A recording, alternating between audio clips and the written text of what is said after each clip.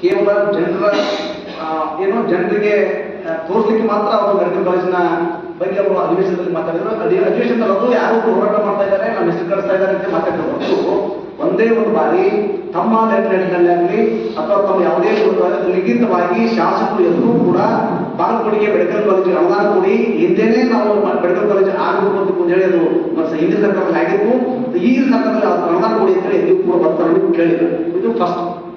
ಆಮೇಲೆ ಎರಡನೇದು ಅವರು ಏನು ನಾವು ಹೋರಾಟ ಮಾಡೋ ಸಂದರ್ಭದಲ್ಲಿ ಮೆಡಿಕಲ್ ಕಾಲೇಜ್ ಹೋರಾಟ ಮಾಡೋ ಸಂದರ್ಭದಲ್ಲಿ ನಾನು ಮುಖ್ಯಮಂತ್ರಿಗಳು ಭೇಟಿ ಆಗಿ ಒಂದು ನಿಯೋಗ ತಗೊಂಡು ಹೋಗ್ತೇವೆ.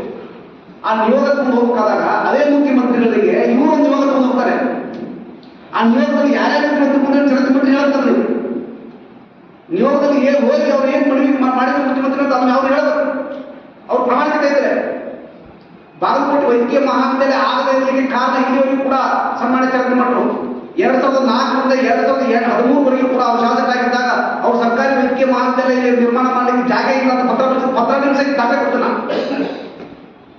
ಯಾಕೆ ಚಂದ್ರಮಂತ್ರಿಗೆ ಮತ್ತೊಂದು 2 ಮನೆ ಹಾಕಿದೆ ಅವ್ರಿಗೆ ಅಂದ್ರೆ ಬಡ ಮಕ್ಕಳಿಗೆ ವೈದ್ಯಕೀಯ ಶಿಕ್ಷಣ ಬೇಡ, ಬಡ ಮಕ್ಕಳಿಗೆ ಉಚಿತ ಗುಣಮಟ್ಟದ ಮಕ್ಕಳಿಗೆ ಉಚಿತ ಗುಣಮಟ್ಟದ ಚಿಕಿತ್ಸೆ ಬೇಡ, ಆದ್ರೆ ರಾಜಕಾರಣ ಮಾತ್ರ ಬೇಕು.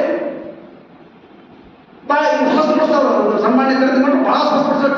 ಯಾಕಂತ ಹೇಳಿದ್ರೆ ಪದೇ ನಾನು ಕೇಳಿದ್ರೆ ಅವರು ನನ್ನ ಮೇಲೆ ಜಾತಿಯಿಂದಲೇ ಅದೊಂದು ಗ್ರೂಪ್ ಪಾಲಿಸಿ ಮಾಡಿದ್ರೆ ಹಳೆಯ ಸಮುದಾಯಕ್ಕೆ ಅನ್ಯಾಯ ಆಗ್ತದೆ ಅಂತ ಹೇಳಿ ಇವ್ರು ಸಮಾಜದ ಇವ್ರ ಪಕ್ಷದ ಕಾರ್ಯಕರ್ತರು ಹೋಗಿ ನನ್ನ ಜಾತಿಯಿಂದ ಪ್ರಕರಣ ಕೊಟ್ಟಲ್ಲ, ಅವ್ರು ಯಾಕೆ ಹೇಳಿದ್ರಲ್ಲ ಯಾರು ಹೋರಾಟ ಇದನ್ನ ಮಾಡ್ಬೇಕು ಅಂತ ಹೇಳಿ ಯಾಕೆ ಇವ್ರು ಕೇಳಿಲ್ಲ?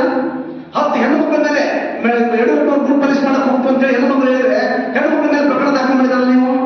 ತಕ್ಷಣ ಅದೇ ದಿವಸನೇ ಮಾನ್ಯ ನ್ಯಾಯಾಲಯ ಚಿಮಾರಿ ಹಾಕಿ ಡಿಪಾರ್ಟ್ಮೆಂಟ್ ಚಿಮಾರಿ ಹಾಕಿ ಅವತ್ತ ಬಿಡುಗಡೆ ಮಾಡಿದ್ರಲ್ಲ ಅವ್ರನ್ನ. ನೀವು ಆಸ್ತಿ ಸಾಮಾಜಿಕ ಪದ್ಧತಿ ಆಸ್ತಿ ಅಭಿವೃದ್ಧಿ ಅಧಿಕಾರ ಅದಂತ ನೀವು ಇವತ್ತು ಕೇವಲ ಬರೀ 319 ಕೋಟಿ ಬಗ್ಗೆ ಅಂತ ಅಧ್ಯಕ್ಷ ಮಾತಾಡ್ತಾರಲ್ಲ, ಅದನ್ನೇ ಮಾಡಲಿಕ್ಕೆ ಆಗಲಿಲ್ಲ. ನಿಮ್ಗೆ 15 ವರ್ಷ ಅವಕಾಶ ಶಾಸಕರಾಗಿದ್ದಾಗ ಮುಂದೆ ನಾಚಿ ಬರೋ ಜನರಿಗೆ ನೀವು ಏನ್ ಕೊಟ್ಟಿರಿ, ಏನ್ ಕೊಡುಗೆ ಕೊಟ್ಟರೆ ಬಾಗಲಕೋಟೆಗೆ, ನಿಮ್ ಕೊಡುಗೆ ಬಾಗಲಕೋಟೆಗೆ ಅದು ವಿಶೇಷ ನಗರ ಕನ್ನಡಕ್ಕಾಗಿ ಇಲ್ಲಿ ರಸ್ತೆ ಬರ್ತದೆ, ಇಲ್ಲಿ ಗಟ್ಟ ಬರ್ತದೆ, ಅಲ್ಲಿ ಫುಟ್ಪಾತ್ ಬರ್ತದೆ, ಅಭಿವೃದ್ಧಿ ಪಡಿಸೋದು ಅದು ದೊಡ್ಡ ಸಾಧನೆ ಹೇಳ್ರಿ. ಚಂದ್ರಮಂತ್ರಿ ಬಡ ಮಕ್ಕಳಿಗೆ ಏನ್ ಕೊಟ್ಟು ಹೇಳ್ರಿ, ಪುನರ್ವಸತಿ ಪುನರ್ನಿರ್ಮಾಣ ಈ ಮುಳುಗಡೆ ಸಂತೋಷ ನಗರ ನಿಮ್ ಸಾಧನೆ ಇದೆ ಹೇಳ್ರಿ. ಹೌದು ನಾವು ಕಾಂಗ್ರೆಸ್ ಅವ್ರು ಮಾಡಿಲ್ಲ, ನೀವೇನ್ ಮಾಡಿ ಹೇಳ್ಬೋಣ? ಉತ್ತರನೇ ಇಲ್ಲ. ನೀವು ಕೇವಲ ಧಾರ್ಮಿಕ ನಾಟಕ ಮಾಡ್ತಾ ಇದ್ದೀರಿ. ನಾಟಕ ನಿಮ್ದು, ನಾಟಕ ಕಂಪನಿ ನಿಮ್ದು, ಚಂದ್ರಮಂತ್ರಿ ನಾಟಕ ಕಂಪನಿ ನಿಮ್ದು.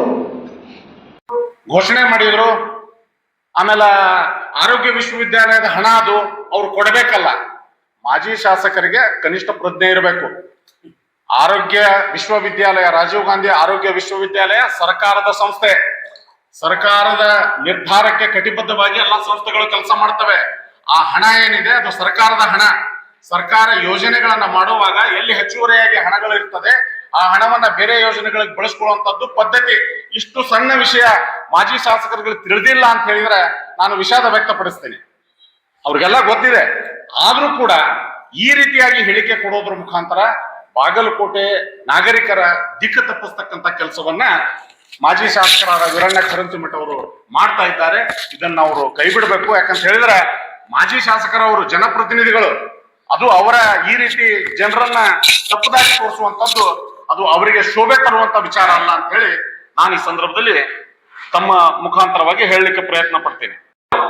ಅವರು ಹಿಂದೆ ಏನೋ ವಿರೋಧ ಪಕ್ಷದ ನಾಯಕರಾಗಿದ್ರು, ಅವಾಗ ಹೋರಾಟಗಾರರ ನಿಯೋಗ ಅವರನ್ನು ಭೇಟಿಯಾದಾಗ ಮೆಡಿಕಲ್ ಕಾಲೇಜ್ ವಿಚಾರವಾಗಿ ಅವರು ಸ್ಪಷ್ಟವಾಗಿ ಹೇಳಿದ್ರು, ಬಿಜೆಪಿ ಅವರು ಮೆಡಿಕಲ್ ಕಾಲೇಜ್ ಅನ್ನ ಮಾಡೋದಿಲ್ಲ, ಆ ಮೆಡಿಕಲ್ ಕಾಲೇಜ್ ಸ್ಥಾಪನೆ ಮಾಡ್ಲಿಕ್ಕೆ ನಾನೇ ಬರಬೇಕು ಅಂತ ಹೇಳಿ ಆ ಮಾತನ್ನು ಹೇಳಿದ್ರು.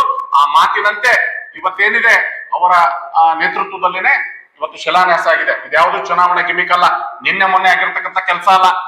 ಡಾಕ್ಟರ್ BH ನಾರಾಯಣಿ ಅವರನ್ನ ಸನ್ಮಾನ್ಯ HY ಮೇಟಿ ಅವರು ಅವತ್ತೇ ಅದನ್ನ ವಿಶೇಷಾಧಿಕಾರಿ ಅಂತ ನೇಮಕ ಮಾಡಿ ಈ ಮೆಡಿಕಲ್ ಕಾಲೇಜಿನ ಕೆಲಸವನ್ನ ಪ್ರಾರಂಭಿಸಿದ್ರು.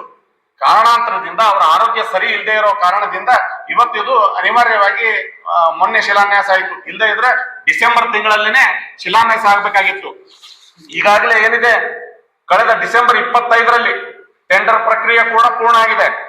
BSR Infratech India private limited ಅಂತ ಹೇಳಿ ಒಂದು ಕಂಪನಿಗೆ ಶ್ರೀನಿವಾಸರಾವ್ ಬಾಲಸು ಅವರಿಗೆ 319 ಕೋಟಿ ರೂಪಾಯಿಗಳಿಗೆ ಟೆಂಡರ್ ಪ್ರಕ್ರಿಯೆಯಾಗಿ ಕೆಲಸ ಆರಂಭ ಆಗಿದೆ. ಹೀಗಾಗಿ ಈ ಮೆಡಿಕಲ್ ಕಾಲೇಜ್ ಏನಿದೆ ಈ ಭಾಗದ ಜನರ ಬಹುದಿನದ ಕನಸಾಗಿತ್ತು. ಬಾಗಲಕೋಟೆ ಸಾರ್ವಜನಿಕರಿಗೆ ಅತ್ಯವಶ್ಯಕವಾಗಿರ್ತಕ್ಕಂಥ ಒಂದು ಸಂಸ್ಥೆ ಆಗಿತ್ತು.